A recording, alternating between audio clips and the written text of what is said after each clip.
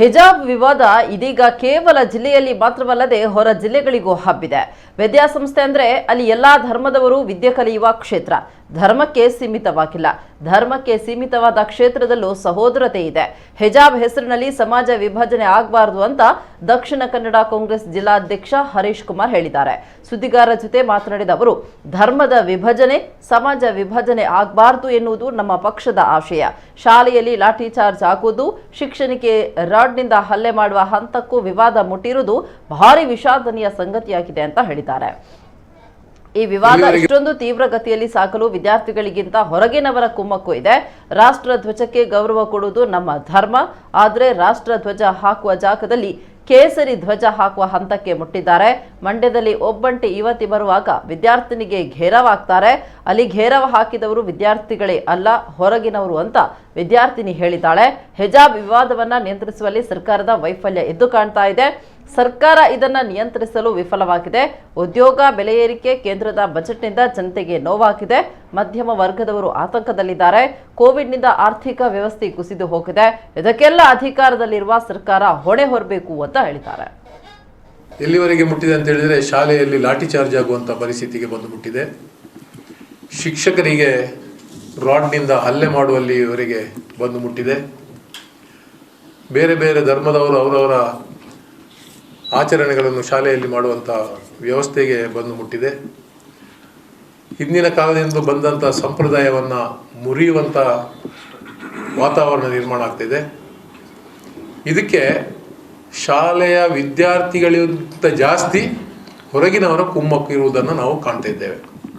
ಹೊರಗಿನವರ ಕುಮ್ಮಕ್ಕು ಇರುವಂಥದ್ದನ್ನು ನಾವು ಮಾಧ್ಯಮದಲ್ಲಿ ನೋಡ್ತಾ ಇದ್ದೇವೆ. ಸಂವಿಧಾನ ನಮಗೆ ಶ್ರೇಷ್ಠವಾದದ್ದು. ಸಂವಿಧಾನದ ಅಡಿಯಲ್ಲಿ ನಾವೆಲ್ಲರೂ ಒಂದೇ. ಸಂವಿಧಾನವನ್ನು ಕಾಪಾಡಬೇಕಾಗಿದ್ದು ನಮ್ಮೆಲ್ಲರ ಧರ್ಮ. ಸಂವಿಧಾನದಲ್ಲಿ ಏನು ಅವಕಾಶಗಳನ್ನು ಕೊಟ್ಟಿದ್ದಾರೋ ಅದನ್ನು ಯಾರೂ ಕೂಡ ನಿರಾಕರಿಸುವಂತಿಲ್ಲ. ರಾಷ್ಟ್ರಧ್ವಜಕ್ಕೆ ಗೌರವ ಕೊಡುವಂಥದ್ದು ನಮ್ಮೆಲ್ಲರ ಧರ್ಮ. ಇವತ್ತು ಬಹಳ ಬೇಸರದ ಸಂಗತಿ ಅಂದರೆ, ಶಾಲೆಯ ವಠಾರದಲ್ಲಿ ರಾಷ್ಟ್ರಧ್ವಜ ಹಾರುವಲ್ಲಿ ಕೇಸರಿ ಧ್ವಜವನ್ನು ಹಾಕುವಲ್ಲಿವರೆಗೆ ನಮ್ಮ ಮಕ್ಕಳು ಬಂದು ಮುಟ್ಟಿದ್ದಾರೆ. ಬಹುಶಃ ಇದರಿಂದೇ ನಾವು ತಿಳಿಯಬಹುದು, ಇದು ಬಾಹ್ಯ ಒಂದು ಪ್ರಚೋದನೆಯಿಂದ ಆಗಿದೆ ಅನ್ನುವಂಥದ್ದು ನಮಗೆ ಇಲ್ಲಿ ಅರ್ಥ ಆಗ್ತದೆ.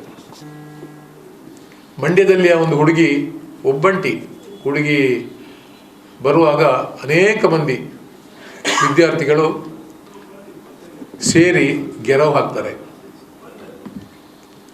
ಆ ವಿದ್ಯಾರ್ಥಿನಿ ಕೂಡ ಅದಕ್ಕೆ ಪ್ರತಿಕ್ರಿಯೆ ನೀಡ್ತಾಳೆ. ಮಾಧ್ಯಮದವರು ಕೇಳುವಾಗ ಹೇಳ್ತಾಳೆ, ಅಲ್ಲಿ ವಿದ್ಯಾರ್ಥಿಗಳು ಕೇವಲ 10% ಮಾತ್ರ ಇದ್ದರು, ಉಳಿದ 90% ಹೊರಗಿನವರು ಅಂತ. ಹಾಗಾದರೆ ಶಿಕ್ಷಣ ಸಂಸ್ಥೆಗಳನ್ನು ಹೇಗೆ ಯಾವ ರೀತಿ ನಡೆಸಬಹುದು? ಇದು ಯಾವತ್ತೂ ಕೂಡ ಒಳ್ಳೆಯದಲ್ಲ. ಇದರಲ್ಲಿ ಸರ್ಕಾರದ ವೈಫಲ್ಯ ನಮಗೆ ಎದ್ದು ಕಾಣ್ತದೆ.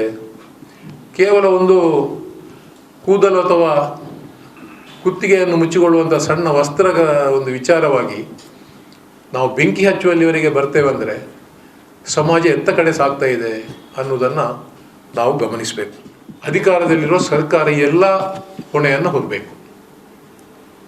ಏನು ಜನರು ಅವರಿಗೆ ವಿರೋಧವಾಗಿದ್ದಾರೆ ಅಂತ ಅವರಿಗೆ ಯಾವಾಗ ಗೊತ್ತಾಯ್ತೋ ಆ ಸಂದರ್ಭ ಜನರ ಮನಸ್ಸನ್ನು ಬೇರೆ ಕಡೆಗೆ ವರ್ಗಾಯಿಸುವಂತಹ, ಕೋಮು ಭಾವನೆಗಳನ್ನು ಕೆರಳಿಸುವಂತಹ ವ್ಯವಸ್ಥೆಯಲ್ಲಿ ಸರ್ಕಾರ ತೊಡಗಿಸುವುದು ಖಂಡನೀಯ.